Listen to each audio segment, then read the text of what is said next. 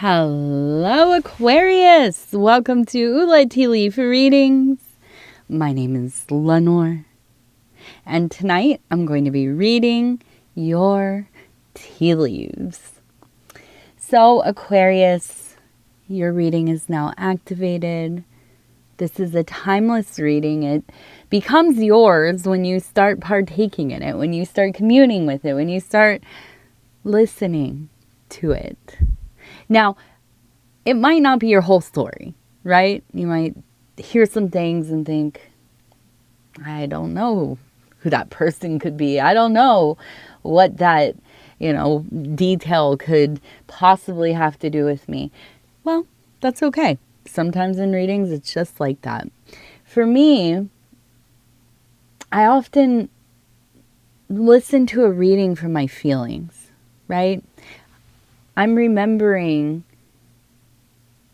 doors that have been locked for years when I'm listening to a reading that really wants to find me.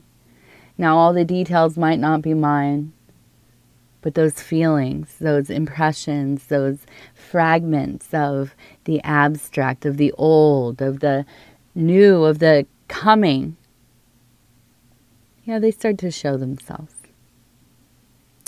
All right, so we begin with the Three of Cups, right? Abundance, abundance, abundance. I love it. I'm happy for you, Aquarius. Some of my favorite people in the whole world are Aquariuses. And, well, I have to say, y'all are a little judgy, aren't you? Not so much judgy. I think it's like you're really perceptive. And you also just are not here for the BS. You know what I mean? Like, it's just not for you. So you put those things together and you challenge people and you challenge their ideas about the world. You challenge what they're saying, whatever it is. Yeah, we're going to say, oh, those Aquariuses, they're so judgmental. No. You're just on your game. So when I see this card, I know things are good, at least in some sphere of your life. Maybe not the whole thing. I mean, who the heck this day and age is doing well? If you are, God help you if you tell people. Because, man, the rest of us, we're all here struggling. I mean, at least in some parts of our lives. So I don't think that this is necessarily like the whole kit and caboodle, as they say. But I do think that there are parts of your life that maybe for the first time in a long time kind of feel like they're just like flooded with an abundance of, good luck, of fortune, of opportunity, of, lust, love, connection, companionship, creativity, whatever things are flowing for you, right? There's a lot of it. Okay, did I just spin that? I don't even know. I can't remember. I'm like, you guys, it is so late. I have not done like a late night reading in quite a while. I am preparing for a week of visitors and holidays, and I took 2 days off for the new moon, and oh man, this new moon in Scorpio, I think, in Scorpio, so powerful for me. I just had like crazy visions, and just I won't share the details, but just the magic, the actual ritual, it feels like it just immediately took, like it's like like a brush fire, you're like in the foothills. I'm from California, NorCal, and that sounds weird saying that out loud, NorCal. Somebody once was like, you're not from California, you didn't grow up in California because you call it Cali. I do. I call it Cali. One, because Cali, I will always take the opportunity to invoke. But yeah, I'm from East Sacramento, dude. Like, I do tone it down a little bit, and I did not, I haven't lived there since I was 19. So it's been a minute. But yeah, anyways, in Northern California, when it is dry, as you've seen in the news every year during fire season, and even during the winter, even, huge fires, and they spread so quickly because everything is so dried out. So it feels like to me that it just, yeah, quickly. Everything's so fast lately. Now, let's see. It looks like we have the water bearer right up front. And we can see this right here. We have a head. Okay, here would be the arm. Now, this is kind of like if you could imagine like a maybe a dress, a skirt, a apron, a robe, something. This is not gendered, okay? We have like the leg down here, and then over here you can see, and I'll bring it closer, you can see it looks like a water vessel. Even if you turn it this way, it looks like a vase. You can see like it even has the little designs on it kind of. And it rounds up, and then there's the wide mouth up here. Almost kind of reminds me of like a spittoon, if you remember them things. Again, I'm from Cali. And I'm from the Sacramento area, which is like gold rush city, right? It's not San Francisco, and it's not Coloma. Coloma is where the gold rush started. But yeah, it has that like Western old school vibe, like touristy stuff. And you will know a spittoon if you're from out west. Anyways, so we have the water bearer, like just right up front. We also have the number, it looks like 27, which is in the skirt here, 27, or the robe. And down here, it seems like we have the X right here. There's an X. We have a heart. We also have a little boat right here, and it has a person standing in it. They're holding a fish. We have it looks like an angel over here. And I know, I keep thinking like, it's close enough. I can just hold it. No, it needs to be up here. I'm sorry. I'm trying to get used to holding it up here so you can actually see what I'm pointing at better. We have the person here. Here's the head. Here's the body, the legs, the little wings back here. Now, we also, it seems like, have monkeys. There's a monkey there, a monkey there. EP. Maybe the letters EP. So, to me, I feel as though it's like you've been living in such a way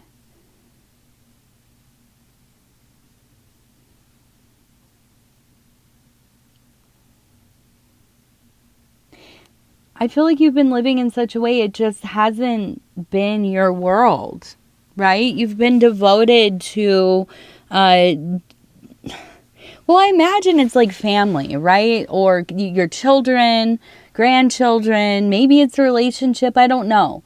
But I feel like it's like you've been devoted to a way of living that has not been your own.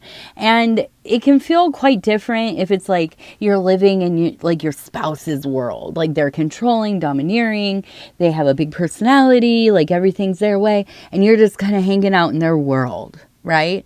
That feels different than like I am living to take care of my children or my grandchildren or whatever, or even your job or what have you. You are immersed in that kind of life, right? You're doing everything you do, you consider you know, how is this going to affect my kids? You know, are they going to like it or not? Is this going to be like to the benefit of their schooling, their, you know, whatever, their activities? And to say like I'm living in their world, which, you know, any parent would say, yeah, it's pretty much like you sign away your life a little bit, not the whole deal, but you do, because you are on a schedule, you are doing things that are about somebody else, right? And usually, I mean, listen, I don't care how great your child is, which I have a wonderful child, and I will brag about that all day long. She's the best. She's like the coolest person I've ever met, ever. Even so, there are moments where it's just like, dude, who am I? What am I doing here? What did you do with Lenor? What did you do with me? You know, where are they? Because this is like wild, you know? But it feels different, doesn't it?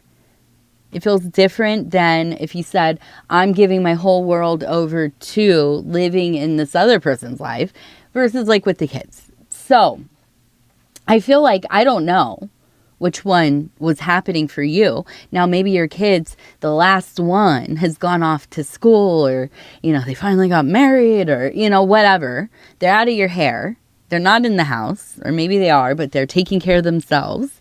But it could also be that you are awakening to the fact that whatever relationship or living situation, or maybe it's a job that you have been in, is not benefiting the greater work, yes, the greater work that you know that you need to do. Why else are you here? Why else are any of us here but to do the work that we came here to do? Now, what is that work? I'm not talking about making money. Now, you might make money with it, but I'm not talking about your career. I'm not talking about, you know, working whatever kind of jobs. No, I'm talking about, why did you manifest in a corporeal body and go through this gauntlet that is life? Why? Now, don't worry if you don't know. Most of us don't. In fact,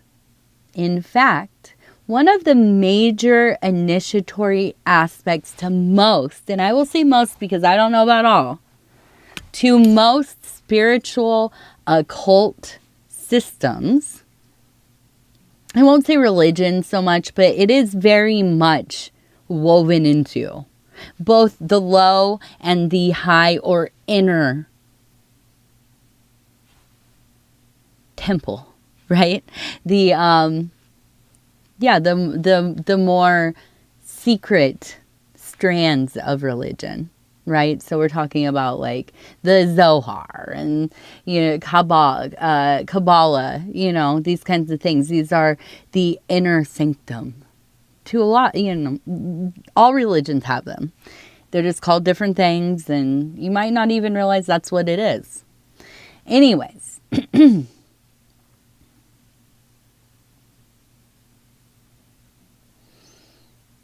I do feel that you have some idea of why you're here, but I think that it's not clear, or you don't necessarily believe it, which is a big thing. I think that happens to a lot of us, right?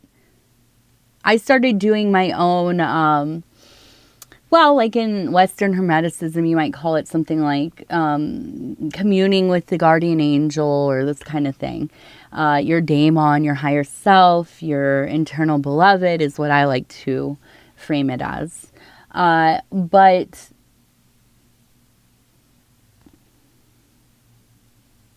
through that work I was doing, I was, you know, having all kinds of dreams and visions and encounters and you know, just these like very sudden and tsunami-like inspirations. And I just kept coming around to this idea that I am here to find the original virtues for myself.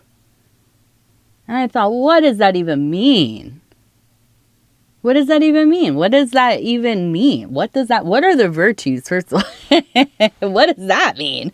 You know? But I know it. I know, the sky is perceived as blue by some people, I'm sure. No, I don't know. What do I know as factual? I know that people call me Lenor, right? As I know that people call me Lenor, I know that that's why I'm here. I cannot give you any kind of scientific proof of it or any of that. I just know. And when I become misaligned with that path work, my life devolves, spirals, gets messy, painful, dangerous. And the worst of all, stagnant. These are the times when it's hard to get out of bed. You know what I mean? When you just start to give up. It's colorless. The bleak, the sunken, right? Now,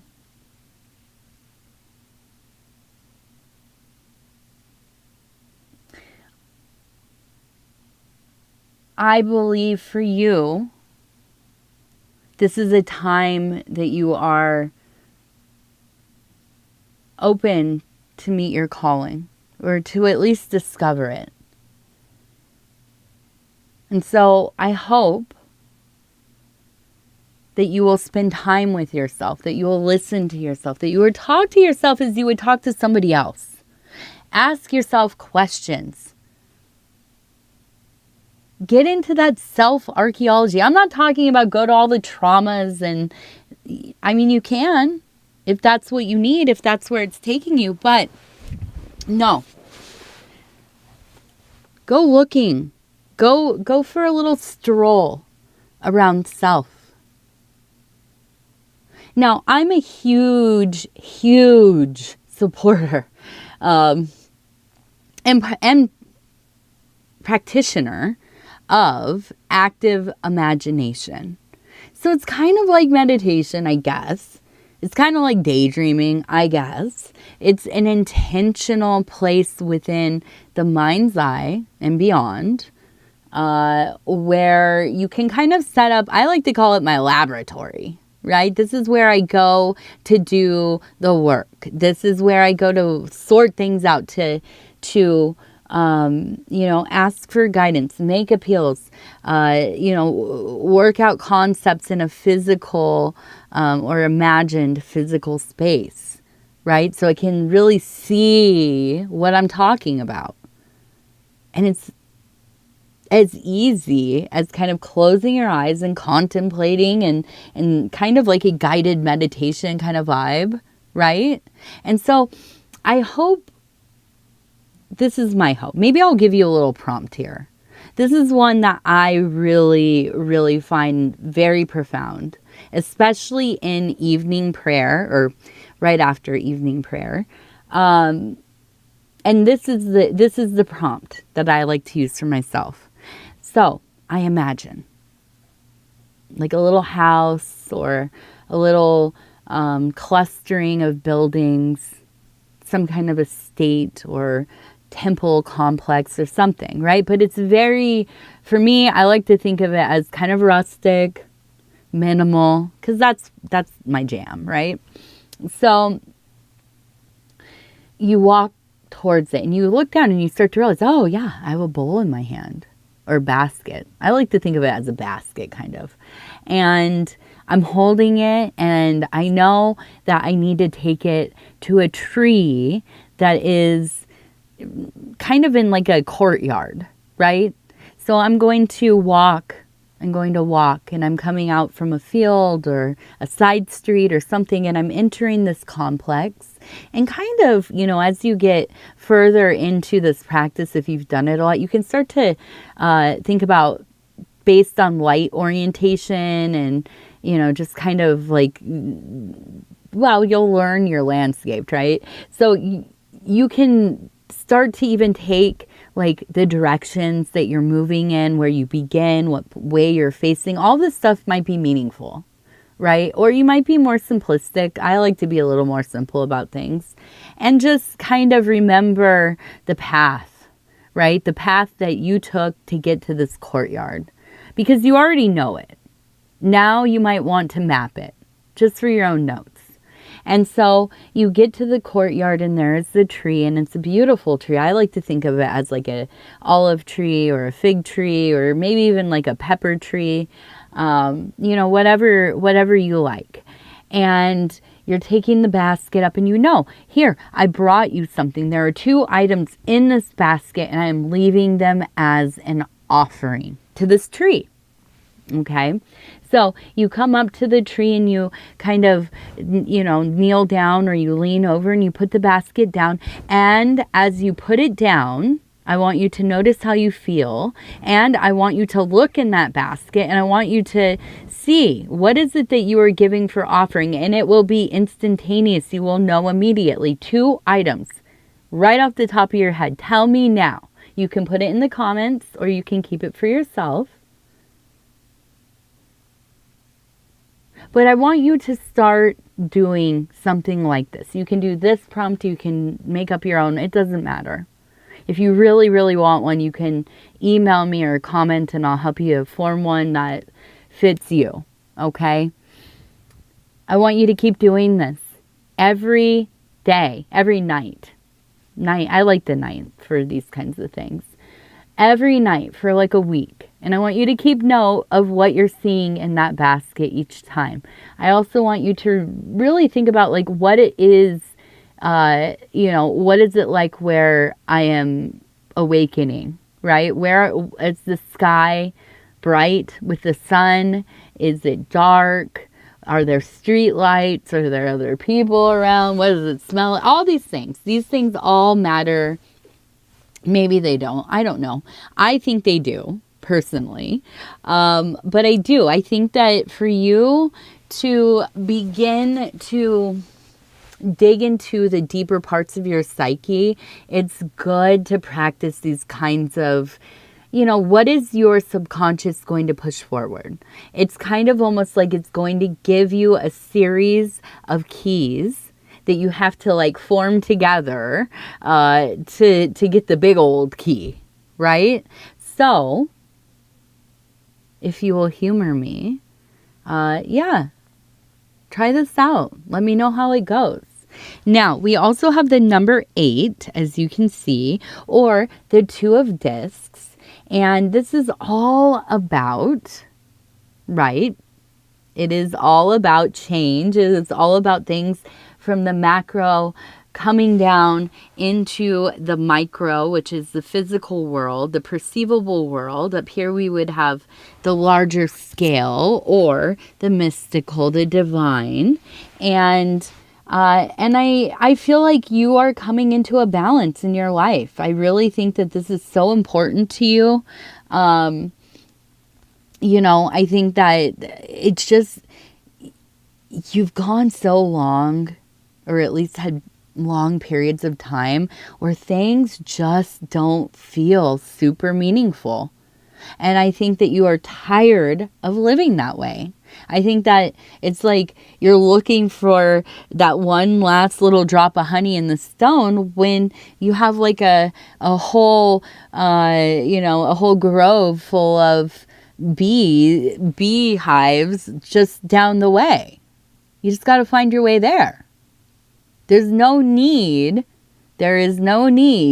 to just try to wring out the last little bit of something when you could, you know, just adjust. And I'm sorry, I was taking a drink there. When you could just adjust and find your way to a place that is abundant, right? Abundant. So let's go ahead. We're going to look over here. Now, it looks like we have a person who has a snake. We have Hermes.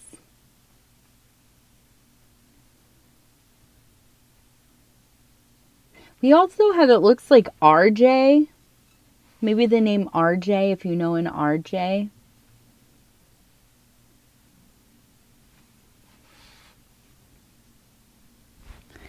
We also have, it looks like a person sitting in maybe like a wheelchair.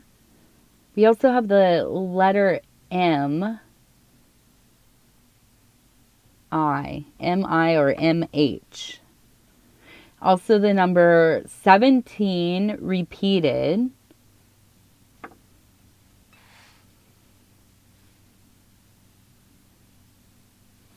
I feel that there's somebody in your life who is older. I feel like they spend a lot of time alone.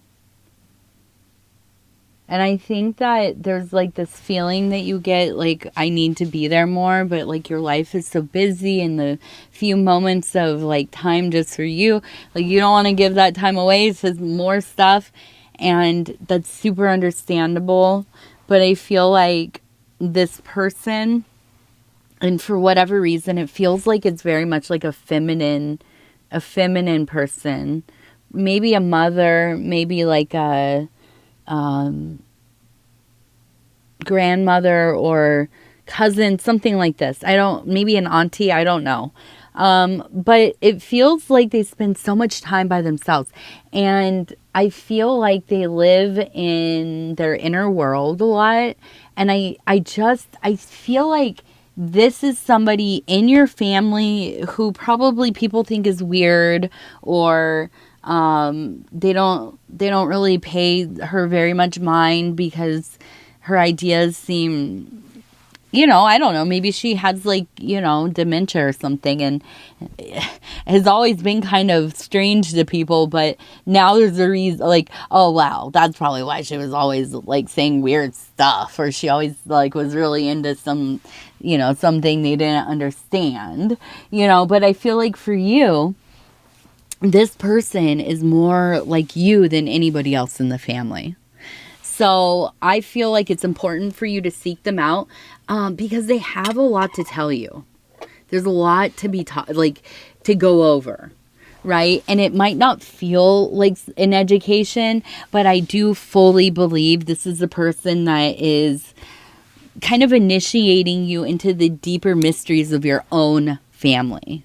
Okay. And a lot is going to make sense if you sit down and start talking to them. I don't think this is going to be one conversation. It will be a series of conversations. And if they're not still in their physical body, then I think this is something where you're going to be communing with them either through some kind of mediumship. Not likely. I think it's more like dreams, visitations. Okay. And I think that's going to be really important for you. Okay. So we're going to do our 3 lucky numbers, 88, more 8s, 32, and 58. 32 and 58, 8, 8. All right. What else do we have? That's it. We're done. All right. Aquarius, I love you so much. I hope that you...